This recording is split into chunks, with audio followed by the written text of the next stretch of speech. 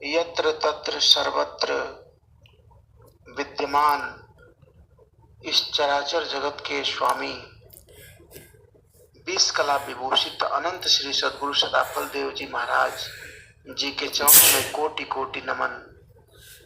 हमारे प्रथम आचार्य जी के चरणों में कोटि कोटि नमन। हम सभी ऑनलाइन जुड़े हुए भूतपित आत्माओं के जीवों के पीयू हमारे वर्तमान स्वामी जी के चरणों में कोटि कोटि नमन करते हुए उस सद्गुरु सत्ता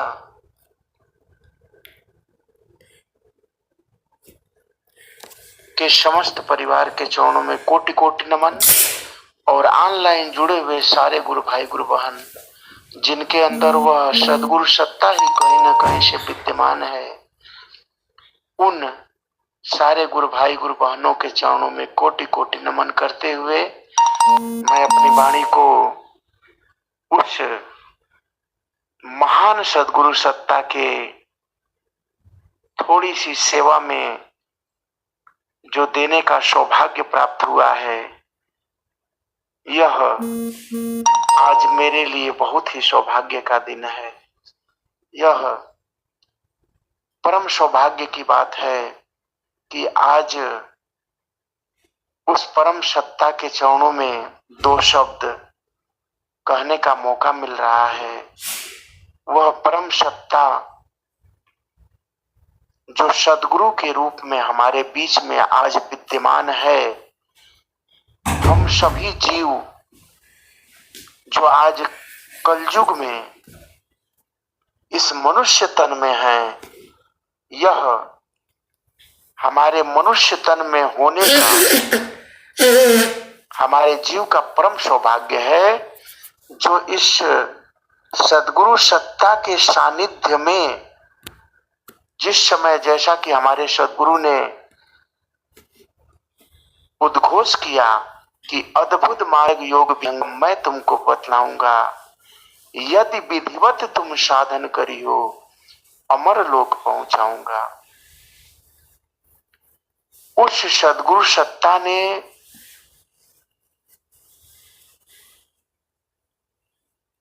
जो हमें वरदान के रूप में इतना बड़ा कि यदि विधिवत तुम साधन करियो, जो हमें योग साधना का मार्ग दे दिए हैं, वह देवता और सारे चराचर जगत के सारे जीवों को दुर्लभ है। यहां तक कि मनुष्य तन में भी जितने जीव हैं, उनमें जिसको सद्गुरु सत्ता ने वर्ण किया है, उन्हीं के लिए यह उपलब्ध है। जैसा कि अभी हम शून्य शिखर गए हुए थे, तो हमारे वर्तमान स्वामी जी ने कहा कि आज जितने लोग इस सद्गुरु सत्ता से जुड़े हैं, उन पे सद्गुरु की बड़ी कृपा है। उनका वर्ण सद्गुरु ने स्वयं किया है, न कि हम उनके चरण को पकड़े हैं, जबकि सद्गुरु सत्ता ने खुद वर्ण किया है हमारा। और उसके पीछे बहुत बड़ा हमारा सौभाग्य है, हम ऐसे ही वर्ण नहीं कर लिए गए हैं। हमारी जो आत्मा है वह इस 84 लाख योनियों के प्राकृतिक त्रैतापों से ग्रसित होकर के और असहनीय दुखों को सहते हुए करोड़ों करोड़ों वर्षों से, करोड़ों करोड़ों जन्मों से बहुत बहुत ज्यादा कष्टों को सहते हुए एक बार मनुष्य तन को प्राप्त की है।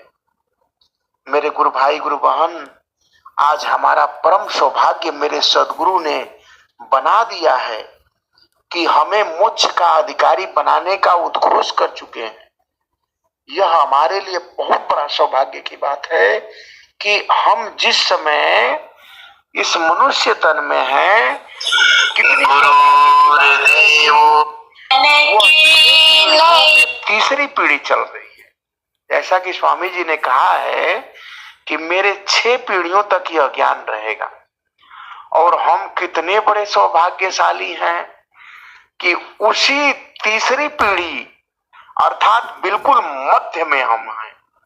दोस्तों, क्या आप भी बनाना चाहते हो रोज का नया सुविचार कि हम मनुष्य तन में हैं? ये सबसे बड़ी सौभाग्य की बात है और सबसे बड़ी खुशी की बात है। और उससे भी खुशी की बात यह है कि मनुष्य तन में है, और उन करोड़ों करोड़ों मनुष्यों में कहीं लाखों में एक आत्मा को सद्गुरु सत्ता ने वर्ण किया है। अब हम अपने प्रत्येक क्षण को, जैसा कि हमारे स्वामी जी ने लिखा है स्वरवेद में कि क्षण क्षण पल पल हरि सुमिरो, तभी कुशल हमारी है, सदा फल मुक्त हो जाओ जग से, नहीं तो दुख भारी है। उसमें प्रत्येक क्षण कोशिश यही रहनी चाहिए कि हमारा एक एक क्षण उस सद्गुरु के आदेश में बीते, उनके सेवा में बीते, उनके सत्संग में बीते। यहां तक कि हमारी अगर वाणी निकले तो स्वरवेद के निमित्त निकले, सद्गुरु के सेवा के निमित्त निकले, और हमारे जो पैर उठे तो सद्गुरु के कार्यों के लिए ही उठे, हमारे हाथ उठे तो सद्गुरु के कार्य के लिए उठे। जब हमारा प्रत्येक कार्य, हमारा प्रत्येक कदम सद्गुरु के कार्य के लिए ही उठेगा, तब समझिए कि हम मनुष्य तन में आए, हमें सद्गुरु जीव को करारी है, आपको ले चल रहे हैं। जीव को उस सद्गुरु सत्ता के प्राप्त होने पर भी यदि हम उस सद्गुरु सत्ता के नियम आज्ञा में न रह करके और उनके संदेश में न रह करके, उनके आदेश में न रह करके, यदि हम प्रकृति के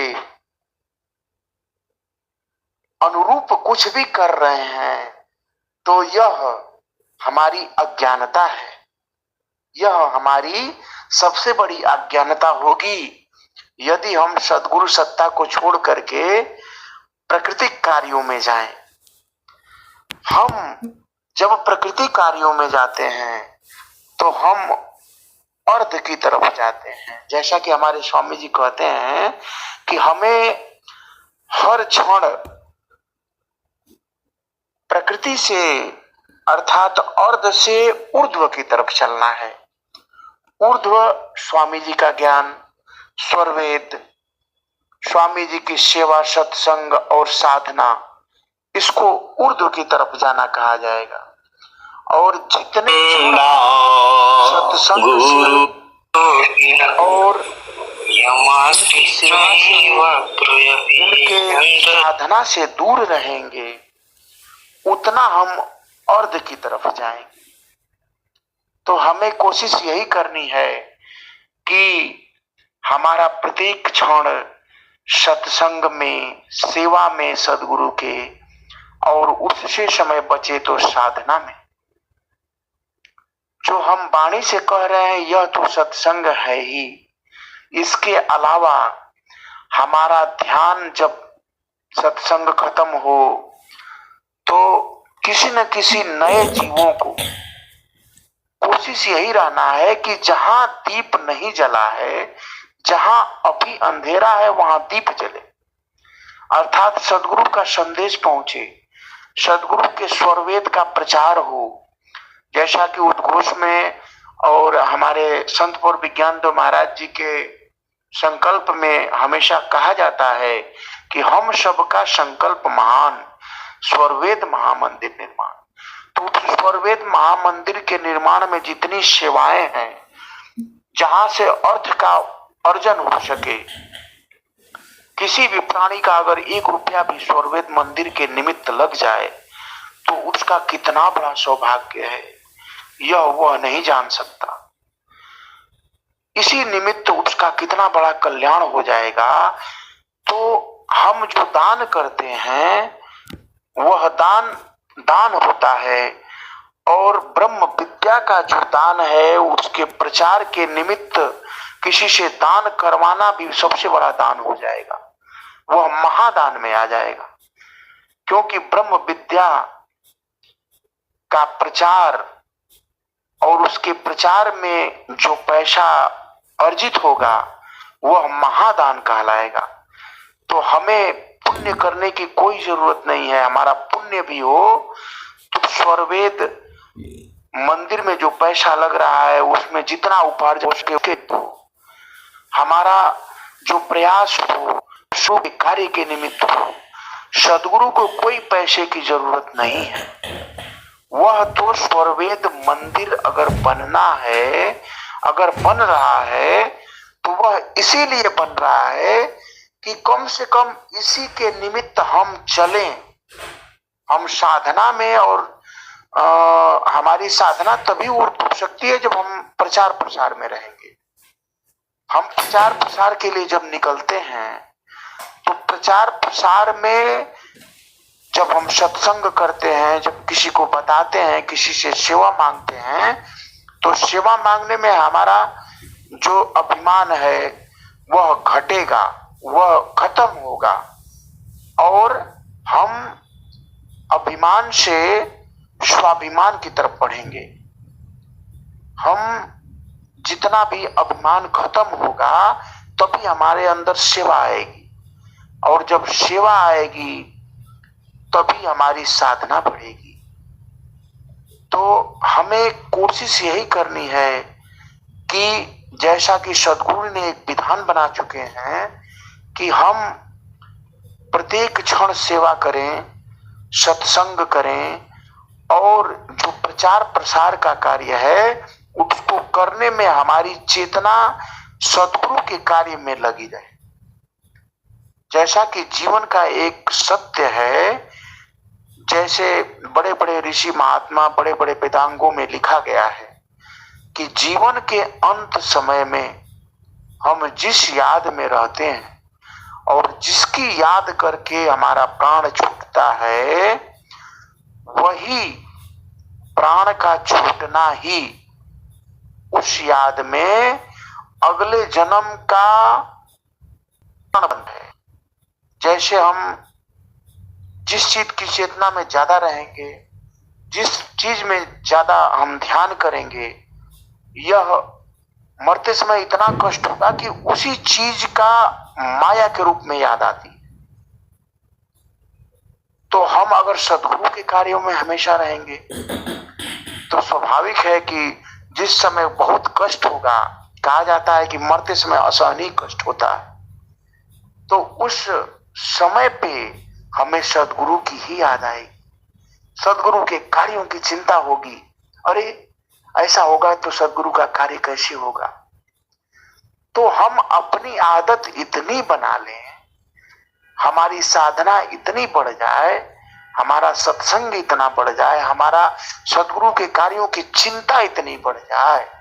इसीलिए सदगुरु ने प्रचार प्रसार का कार्य हमें एक आदत बनाने के लिए, ताकि हम सदगुरु के कार्यों में अपने कार्यों को छोड़ करके हम लगे। जैसा कि निष्काम कर्म योग श्री कृष्ण भगवान ने अर्जुन को बताया कि हे अर्जुन, निष्काम कर्म योग जो है वह अपना करके जीव मोक्ष को प्राप्त कर सकता है।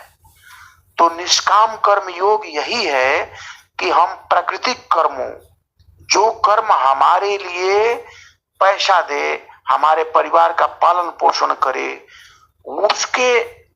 उसको छोड़ करके जब हम ऐसा कर्म करने लगे जो धर्म के निमित्त हो। जैसे हमारा धर्म समाज के प्रति भी है, हमारा धर्म हमसे जुड़े हुए चारों ओर के लोगों के लिए भी है।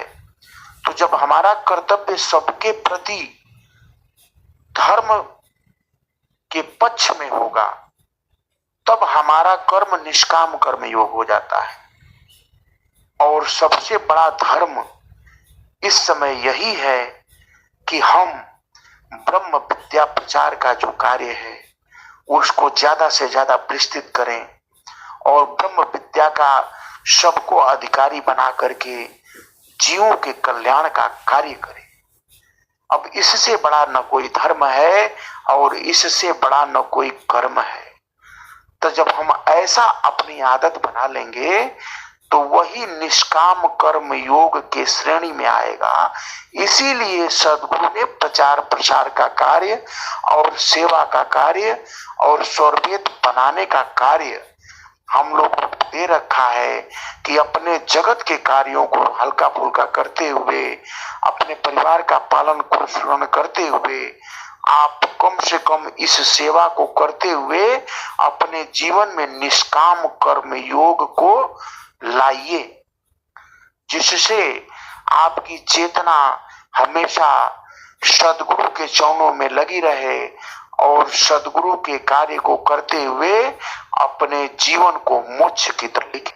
क्योंकि जीवन ऐसे ही नहीं मिल गया है, यह जीवन करोड़ों वर्षों के तपस्या के बाद, करोड़ों वर्षों के तप और कष्टों के बाद मिला हुआ है यह मनुष्य तन। आप जरा विचार करिए मेरे गुरु भाई गुरु भाई, हमें थोड़ा सा अगर कष्ट हो जाता है, अगर हम यूं समझ लीजिए कभी अगर गर्मी सी लग जाती है तो ये होता है कि अरे यार जल्दी से एसी चालू करो, बड़ी गर्मी है। अब जरा सोचिए हट करके, आपका जीव जैसे मनुष्य तन में थोड़ी सी गर्मी होने पे तकलीफ में आ जाता है, कहता है कि यार इतना कष्ट हो गया, मैं रात भर गर्मी में रहा, रात भर लाइटें नहीं आई, मच्छर काटे, इतना कष्ट तो कभी हुआ ही नहीं था। अरे जरा विचार करिए, आप ही का जीव एक सेकंड मरने में, एक सेकंड की देरी नहीं है, एक सेकंड, एक श्वास का भरोसा नहीं है कि किस श्वास पे आपका मृत्यु है। और एक सेकंड में अगर आपकी श्वास निकल जाए तो आपका जीव जरा विचार करिए वो कहां जाएगा। अगर सद्गुरु न हो तो आपका जीव कोई है जो शरीर को लेके चल रहा है, वह जीव कहीं ना कहीं तो शरण लेगा। जैसा कि बनाया गया है कि 84 लाख योनियां हैं, मान लीजिए आपका जीव वृक्ष बन गया। अब बताइए, अभी तक आपका जीव रात भर की गर्मी नहीं सहा, रात भर की गर्मी से तड़प जा रहा है, और वह जीव मान लीजिए पौधे का जन्म पा गया, पेड़ का जन्म पा गया, ताड़ का वृक्ष बन गया। ताड़ के वृक्ष का जीवन 100 साल माना जाता है। अब बताइए, जो जीव 10 मिनट के लिए खड़ा होकर के धूप में, उसको अगर सजा दे दी जाए कि 10 मिनट तुम धूप में खड़ा रहो, 1 घंटा खड़ा रहो, तो 1 घंटे में जो तड़प जा रहा है एक जगह बंधने में, फिर जेल में डाल दिया जाए तो वहां पे उसको इतना कष्ट हो रहा है एक दिन में, वह 100 साल किस कर्मों का भोग प्राप्त करता है जो मनुष्य तन में न तर के एक पौधे का जन्म पाके, पेड़ का जन्म पा करके, और 100 वर्ष तक एक ही जगह खूंटे में बंद करके, एक ही जड़ से बंद करके 100 साल खड़ा रहेगा, गर्मी को सहेगा, न कोई एसी रहेगी वहां पे, न कोई पंखा चलेगा, और 100 साल खड़ा रहेगा। अब जरा विचार करिए कि उस 100 साल का कष्ट वह जीव सहता है, उसके बाद उस जन्म से निवृत्त होता है तो अपने कर्मों के भोगों के अनुसार फिर कीड़े मकोड़े का जन्म पाता है, कुत्ते का जन्म पाता है।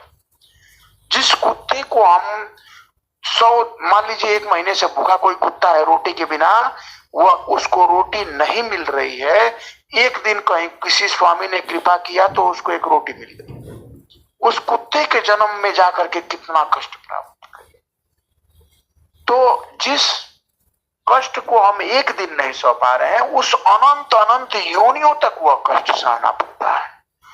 अब जरा सोचिए, वह कष्टों को सह करके जब जीव मनुष्य तन में जाता है, तो मनुष्य तन में कहा जाता है कि हर योनि में जब जीव गर्भ में जाता है तो असहनीय कष्ट है, गर्भ ही नरक है। वहां पे मवाज है, पीऊ है, यहां तक कि कहा जाता है, हमारे संत प्रभु विज्ञान तो महाराज जी कहते हैं कि कई बार गर्भस्थ शिशु माँ के गर्भ में इतना कष्ट है उसको, इतना उसमें तड़प है कि उल्टा 9 महीना लटक करके, और कभी कभी उसमें इतनी दुर्गंध है, बदबू है कि कभी कभी तो जीव बेहोश हो जाता है।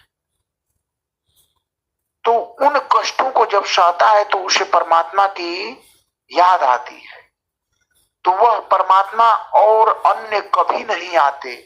लेकिन जिस दिन मनुष्य तन में आना होता है उस जीव को, वो दर्शन देते हैं और कहते हैं कि हे मेरे प्यारे, तुम मेरा बहुत दुलारा है, तू बड़ा प्रिय है रे, जा आज तू मनुष्य तन में जा रहा है। जब मनुष्य तन में जाना तो वहां माया लगी हुई है, उस माया के प्रकोप से निकल करके, और तुम्हें कहीं ना कहीं से बड़ा अच्छा कर्म किया है तो कुछ सत्संग भी तुम्हें मिलेगा। उस सत्संग के निमित्त जब अगर कोई को सदगुरु मिल गया, किसी को तो सिर्फ सत्संग ही मिल रहा है, सत्संग भी विशेष प्रकार के, लेकिन उन सत्संगों से भी भला होने वाला नहीं। अब जरा सोचिए हमारा सत्संग कितना ऊंचा है, जिस सदगुरु ने बेड़ा लिया कि मैं इसी जीवन में तुम्हें उन 84 लाख योनियों के नरकों से निकाल के और परमात्मा के चरणों में बैठा दूंगा, उनसे मिला दूंगा। अब बताइए कितनी कीमती चीज हमारे सदगुरु ने हमारे लिए किया है। यह चीज एक देवी देवता नहीं दे सकते। किसी भी देवी देवता की पूजा हो रही है, हजारों तरह के सत्संग हो रहे हैं, अब बताइए उनमें हमारे सदगुरु का ज्ञान कितना श्रेष्ठ है, जो हमें मोक्ष का अधिकारी बना रहा है। हमारे शरीर के अंदर 2 चीजें हैं,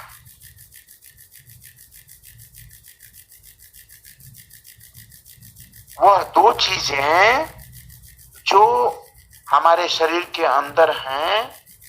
ऐसा स्वामी जी ने लिखा है, मुझे कुछ क्लियर याद नहीं आ रहा है, कि 2 पंछी एक डाल पे करत निरंतर वास, एक असन फल करत है, एक सदा रहत उदास। एक पंछी अर्थात एक जो शरीर है, इसमें 2 पंछी बैठे हुए हैं।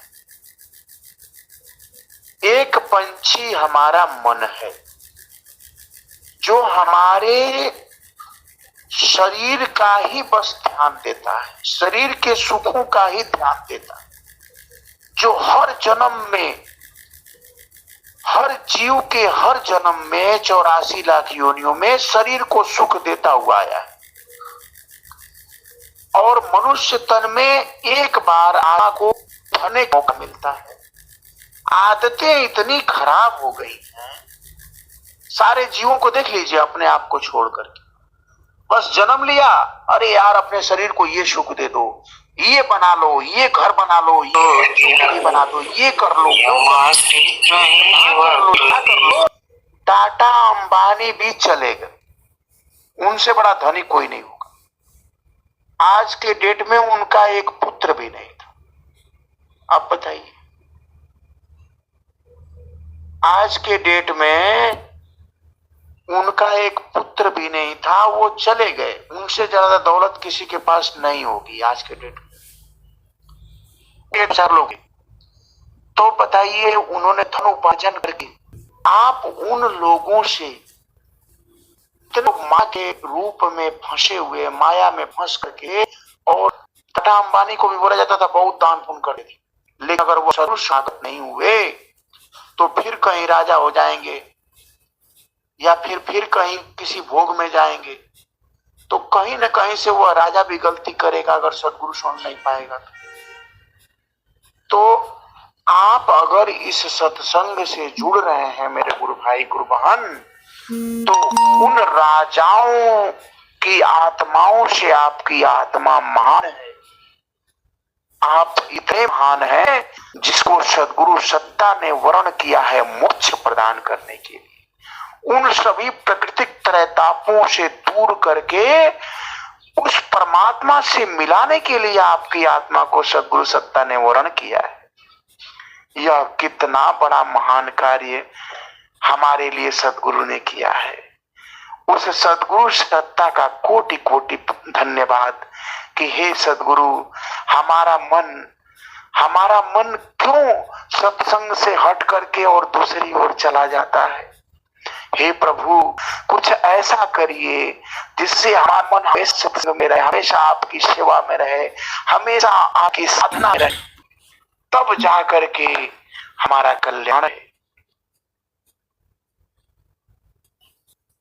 लोक की संपदा एक सांस समनाई, हीरा समय है हरि सुमिरन के माय। ये सांसों को एक सांस पे हरि का नाम लिखिए, उस प्रभु का नाम लिखिए, उस सद्गुरु का नाम लिखिए, तभी हमारी चेतना अर्ध से ऊर्ध्व होगी, हमारी चेतना सद्गुरु के ध्यान में होगी, हमारी चेतना सद्गुरु के करीब होगी। गुरु नियम आज्ञा में गमन गुफा व निधन खतर है, गुरु भक्ति जीवन रत्न है, गुरु भक्त रब को प्रिय है। ज्ञान और वैराग्य वे मिले निज हंस को, गुरु मिले प्रभु मिले सुख शांति मंगल वंश को। सब कुछ तो गुरु हैं, फिर वंश के लिए करने की क्या जरूरत है। जिस पुत्र के लिए, जिस पत्नी के लिए आप रात दिन मेहनत करके पैसा कमाए ना, वह पत्नी और वह पुत्र 2 मिनट में आपको मारा यदि आप धर्म पे नहीं है तो। आपकी का अधर्म करके दो पैसा कमा लीजिए, आपका बेटा निश्चित है कि नालायक निकल जाएगा। तो हमारे कबीर साहब कहे हैं कि पूत कपूत का धन संचय, अपूत सपूत का धन संचय। यदि आप धन संचय कर रहे हैं पाप कर्मों द्वारा और आपका पुत्र कुपुत्र हो जाए तो उस धन का क्या फायदा। उस धन को एकत्र करने का आपके जीवन में कोई मोल नहीं है, कोई फायदा नहीं। और यदि आपका पुत्र शुद्ध हो जाए, कहा जाता है कि यदि आप धर्म है, आप अगर किसी का बिगाड़ नहीं किया तो निश्चित है कि आपका बेटा भूख ही मरेगा। आपने अगर किसी का अधर्म नहीं किया तो यह निश्चित है कि कहीं ना कहीं से वह करोड़ों गुना मिल करके वह आपको मिलेगा बन करके। तो क्या जरूरत है हमें किसी को तकलीफ दे करके धन इकट्ठा करने की। क्या जरूरत है हमें उस पुत्र के लिए, उस परिवार के लिए हम किसी को कष्ट दे करके धन एकत्र करें। वह कहीं से लगेगा, वह दुख पैदा करेगा और उससे भोग बन करके मिलता है। तो जरूरत है हमें सेवा की, सत्संग की, साधना की और सद्गुरु के चरणों में हमेशा सांसों सांस लगे रहने की, ताकि हम अगर समय में जाएं तो हमें सद्गुरु का स्वरविद नजर आए, हमें सद्गुरु का धाम नजर आए। हम कहीं, जैसा कि संत प्रभु विज्ञान महाराज जी कहते हैं कि हम कहीं स्वर्ग मंदिर में प्रार्थना कर रहे हों, ऐसा स्वप्न हो। ऐसा हम अपनी चेतना बना दें 24 घंटे सद्गुरु के कार्यों में। हम आंख भी बंद करें, हम कोई कार्य करें तो हमें सद्गुरु के अलावा और कोई न दिखाई दे। जब ऐसा होने ले तब समझिए कि हमारी चेतना और से उर्ध हुई। और जब ऐसा होगा ना तो ध्यान भी लगेगा। और जब तक ऐसा नहीं होगा, आप 10 मिनट दूरी हो गए, मुझे यहाँ 1 सेकंड नहीं लग सकता, प्रकृति रहे। तो जो कि समय की लिमिटेशन है, सबकी माध्यम है। अतः मैं आप सब भाई गुरु बहनों के चरणों में कोटि कोटि नमन करते हुए, कहीं न कहीं से वह सद्गुरु सत्ता ही विद्यमान है, तभी आप लोग इस संघ से जुड़ रहे हैं। आज कितने संतों का दर्शन हुआ, कितने संतों का सानिध्य मिला, इससे हम भी धन्य हो गए और हमारी आत्मा भी आज धनतेरस के दिन धन्य हो गई। आप सबको धनतेरस की बहुत बधाई। और माँ लक्ष्मी जी सबके घरों में इतना है कि हमें सद्गुरु की सेवा कहीं से रुके ना और सद्गुरु के कार्यों में हम लगे रहें। इसके लिए उस सत्ता में कोटि कोटि नमन करते हुए मैं अपनी वाणी को आप उसके कल्याण निमित्त करते हुए और मैं अपनी वाणी को सर्वसत्ता के चरणों में विराम करता हूँ। और एक बोलिए बोलिए सद्गुरुदेव भगवान की जय। जय श्री जय सदगुरुदेव। डॉक्टर साहब बहुत ही बढ़िया, ऐसे ही आया करिए भाई, बहुत कुछ जो है आपके अंग में है, हम लोग वंचित रह जाते हैं तो अच्छी बात नहीं है। स्वामी जी की कृपा है सर, सबके अंदर है, बस आपको